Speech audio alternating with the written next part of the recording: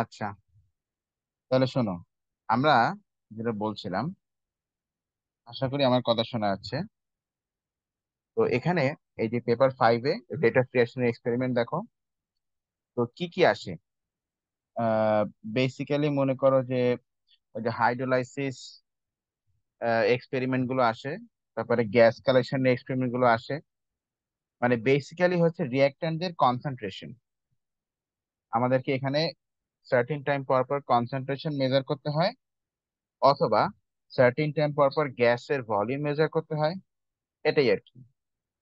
তো এখন আহ যেমন দেখো এখানে, এখানে হচ্ছে গিয়ে এই যে এই কম্পাউন্ডটাকে ওয়াটার দিয়ে ব্রেক ডাউন করা হবে।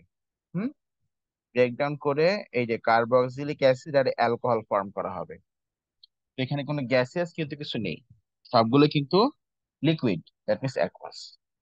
তো এই কেসগুলোতে আমরা কি করব, কি করে আমরা এক্সপেরিমেন্টটাকে ডিজাইন করবো, যদিও এখানে সব বলা আছে বাট মাঝে মাঝে ডিজাইন করতে বলে। তুমি আগে দেখে নাও এখানে কি কি আছে। এই দেখো এখানে এই যে ইস্টার আছে, ওয়াটার আছে, হাইড্রোজেন আয়ন মানে অ্যাসিড ক্যাটালিস্ট আছে, তারপর কার্বক্সিলিক অ্যাসিড তৈরি হয়েছে আর এটা তৈরি হয়েছে। আচ্ছা, তো এখানে দেখো, এখানে বলেছে, এই যে এখানে বলেছে the progress of reaction is followed by determining how the concentration of acid changes with time.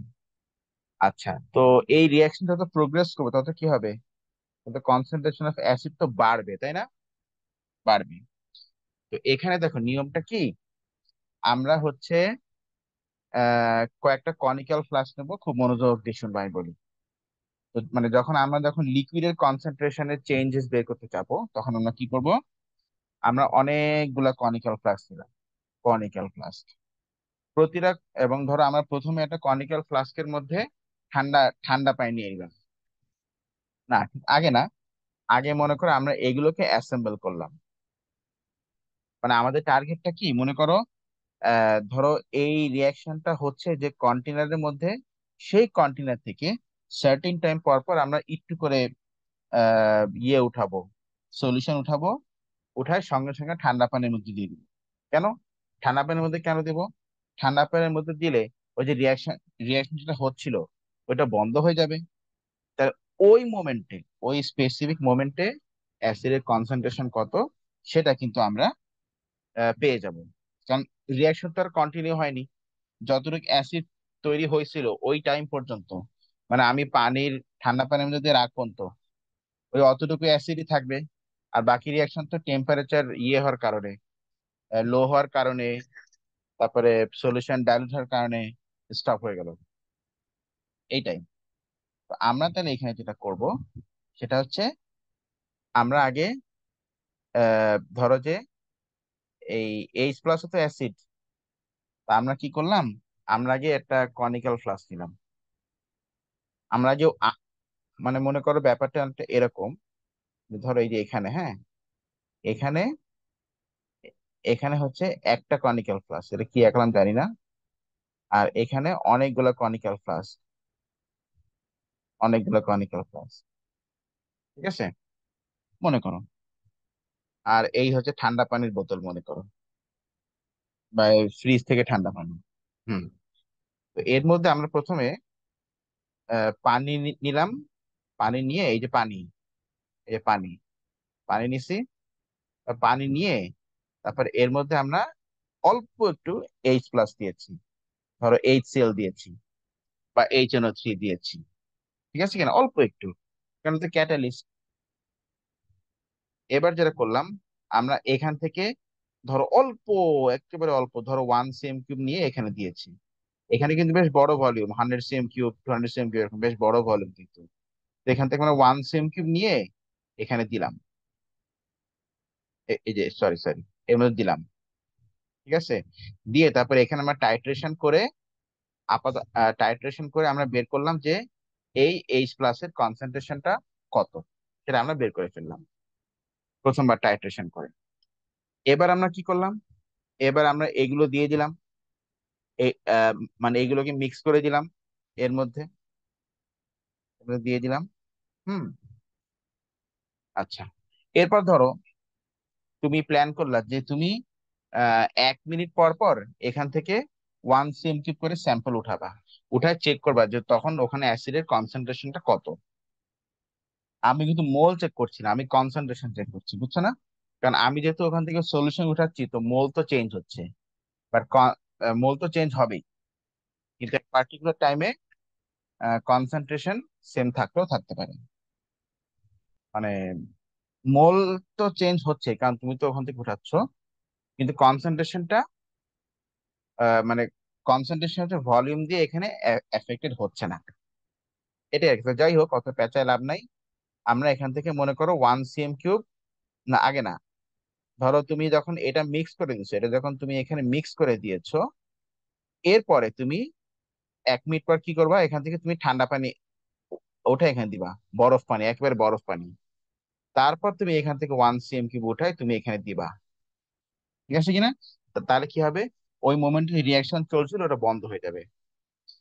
এরপর তুমি এর মধ্যে টাইট্রেশন করো, এখানে টাইট্রেশন করে তুমি বের করো যে 1 মিনিট পর টোটাল অ্যাসিডের কনসেন্ট্রেশন ওখানে কত ছিল। তো টোটাল অ্যাসিডের কনসেন্ট্রেশন বলতে কিন্তু এটাও আছে, আবার এটাও আছে। তাহলে আমরা কি করব, তখন টোটাল অ্যাসিডের কনসেন্ট্রেশন থেকে আমরা এইটাকে, এটার কনসেন্ট্রেশন বাদ দিয়ে দিব। আমরা কিন্তু শুরুতে এটার কনসেন্ট্রেশন আগে বের করে নিচ্ছি, তো তখন এই মোমেন্টে টোটাল কনসেন্ট্রেশন থেকে আমরা এটার কনসেন্ট্রেশনটা বাদ দিয়ে দিব, তাহলে এর কনসেন্ট্রেশনটা পেয়ে যাব। এবার আবার 1 মিনিট পর তুমি কি করবা, আবার আবার তুমি এখান থেকে স্যাম্পল উঠাও, উঠায় তুমি এর মধ্যে দাও। ও তার আগে অবশ্যই তুমি এখান থেকে ঠান্ডা পানি নিয়ে নিবা, তারপর আবার টাইট্রেশন করে, তারপরে যে সাবট্রাকশন করে আবার একটা কনসেন্ট্রেশন বের করো। এই এইভাবে করে কিন্তু আমরা এটা সার্টিন টাইম পর পর অ্যাসিডের কনসেন্ট্রেশন কত সেটা আমরা কিন্তু বের করতে পারি, ঠিক আছে কিনা? এইভাবেই প্ল্যানিং করবা। আর যদি গ্যাসিয়াস থাকে, ধরো যদি গ্যাসিয়াস রিঅ্যাক্ট্যান্ট থাকে, তখন তুমি কি করবে আমি বলেছি দেখো।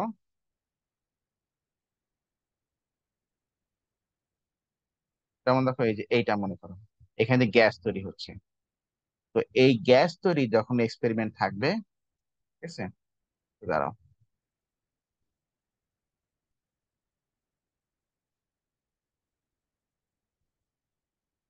আচ্ছা, গ্যাস যখন তৈরি হবে, তখন ওই যে গ্যাস সিরিঞ্জ, কি ঠিক আছে কিনা, গ্যাস সিরিঞ্জ তুমি নিবা, তারপরে আহ স্টপ ওয়াচ লাগবে, তারপরে তুমি বিকারের সাথে তুমি গ্যাস সিরিঞ্জ লাগাই দিবা। তারপরে সার্টিন টাইম পর পর কত ভলিউম সেখানে কত ভলিউম অফ গ্যাস সিরিঞ্জ সেখানে দেখা যাচ্ছে, সেটা তুমি দেখবা। এই তো, ঠিক আছে।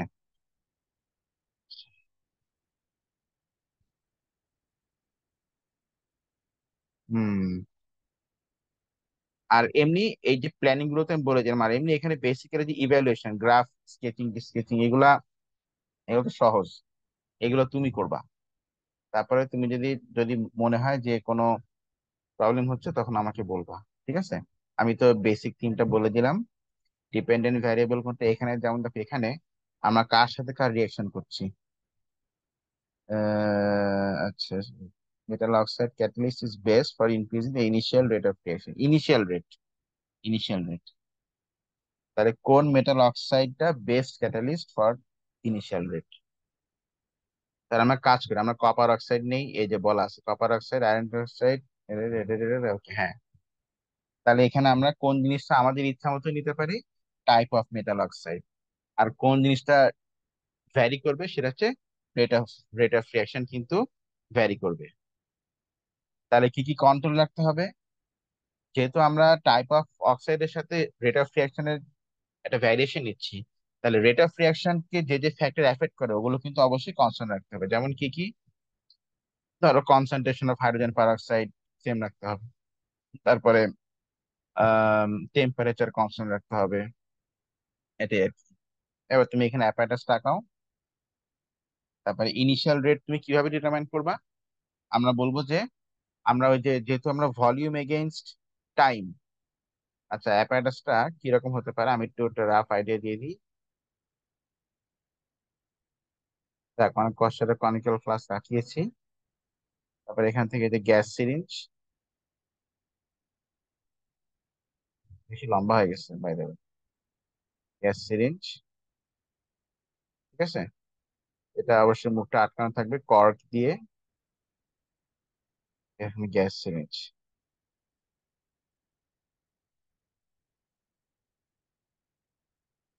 Gas syringe. আচ্ছা, ঠিক আছে, গ্যাস সিরিঞ্জ গেল। তো এটা মুছে দিলাম।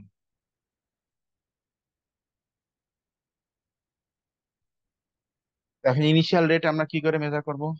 ওই ধরো আমাদের গ্রাফটা আমরা কি কি বলবো, আমরা এখানে গ্রাফ প্লট করতেছি।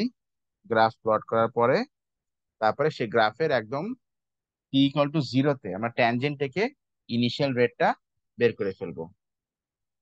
এখন এটা এ, কিভাবে এটা রিলায়েবল হবে বা কিভাবে প্রুফ করবো যে রিলায়েবল, তো এটা বিকজ আমরা এনশিওর করবো by repeating the experiment. Alternative method কি করা যায় গ্যাস কালেকশন না করে? তো তুমি একটা জিনিস ভাবো, একটা সলিউশন থেকে যদি গ্যাস লস হয়ে যায়, মানে কি পার্টিকেলস লস হয়ে যাচ্ছে, তাহলে ওই সলিউশনের ম্যাস কি হবে? আস্তে আস্তে কমবে। তাহলে লস অফ ম্যাস দিয়েও কিন্তু আমরা এটা ফ্রিকশনটা এই এক্সপেরিমেন্টটা করতে পারি। Once the reaction is finished, how can the student demonstrate that metal oxide has not been affected by the reaction? এটা কিভাবে সেই স্টুডেন্টরা বের করতে পারে যে মেটাল অক্সাইড এফেক্টেড হয় নাই? তো এটা কি করা যায়? আমরা যদি আমরা এক কাজ করি, তাহলে ওই মেটাল অক্সাইডটার আমরা ইয়ে করতে পারি। ধরো শুরুতে আমরা মেটাল অক্সাইডের ম্যাস নিয়ে নিলাম, তারপরে রিয়াকশনটা শেষ করে মেটাল অক্সাইডটাকে ফিল্টার করে ড্রাই করে আবার ম্যাচ নিলাম। যদি যদি দেখি তো আগে পরে ম্যাচ সেম আছে, তার মানে কি মেটাল অক্সাইড নিজে কোনো রিয়াকশন করেনি, তার কোনো এফেক্ট করেনি। এরকম টুকটাক ছোটখাটো কোশ্চেন, এগুলো আশা করি তুমি পেরে যাবা। আর ভলিউম টলিউমের যেগুলো আছে এগুলো সব সাইজ গুলো এই মানে কোন কনিক্যাল ফ্লাস্ক কতটুকু ভলিউমের নিব, এটা তুমি যদি এই যে এক্সপেরিমেন্ট গুলো যেখানে যেখানে বলা আছে এগুলো তুমি যদি পড়ো, তা তুমি কিন্তু পেরে যাবা না। এই যেমন দেখো এটা একটু পড়লাম মন দিয়ে। ঠিক আছে, যে কোনটা কত ভলিউম লাগবে, তারপর ধরো কোনটার জন্য কি ইকুইপমেন্ট লাগবে, যেমন 10 cm কিউ বা 25 cm কিউ মেজার করার জন্য বেসিক্যালি পিপেট লাগে। আর আরো ছোট ছোট ভলিউম যেমন 2 cm কিউব এগুলোর জন্য আমরা ড্রপার ইউজ করতে পারি। এই আর কি। এই এক্সপেরিমেন্টটা কি করে কি করা যায়? ও, ইয়ে বানাতে হবে, এটার একটা কনসেন্ট্রেশন বানাতে হবে। তো 100 cm কিউব। তা তুমি যখন স্পেসিফিক কোনো সলিউশন বানাবে না, তখন বেটার হবে তুমি ভলিউমেট্রিক ফ্লাস্ক ইউজ করবো সবসময়ের জন্য, ভলিউমেট্রিক ফ্লাস্ক, সেটা ভালো হবে। ঠিক আছে, ভলিউমেট্রিক ফ্লাস্ক। তো তাহলে যেহেতু কনসেন্ট্রেশন এখানে একটা স্পেসিফিক 100 cm কিউব সলিউশন বানাতে হবে, 1.02 গ্রাম থাকবে যেখানে। তাহলে আমরা কাজ করি, আমরা ওই 1.02 গ্রাম মেপে আমরা ভলিউমেট্রিক ফ্লাস্কে দিয়ে দিই। তারপরে ভলিউমেট্রিক ফ্লাস্কের মধ্যে একটু করে পানি দিই, পানি দিয়ে আমরা শেক করব। শেক করব, তারপরে যতক্ষণ না পর্যন্ত 100 cm কিউব না হয়, ওই যে ভলিউমেট্রিক ফ্লাস্কের গায়ে তো দাগ কাটা থাকে, ওই দাগ হচ্ছে 100, যতক্ষণ না পর্যন্ত 100 cm কিউব পর্যন্ত না আসে, আমরা ওয়াটার অ্যাড করে করে শেক করতে থাকবো। এই তো। হ্যাঁ, আশা করছি তুমি এগুলো পেরে যাবে না বাকিগুলো। একদম পেপার 5 একেবারে সহজ পানি। ফিজিক্স কেমিস্ট্রি বায়োলজির মধ্যে তিনটার মধ্যে কেমিস্ট্রি পেপার 5 সব থেকে সহজ। ঠিক আছে মা, টেনশনে কিছু নাই। তাহলে পেপার 5 এটা আমরা করে ফেললাম।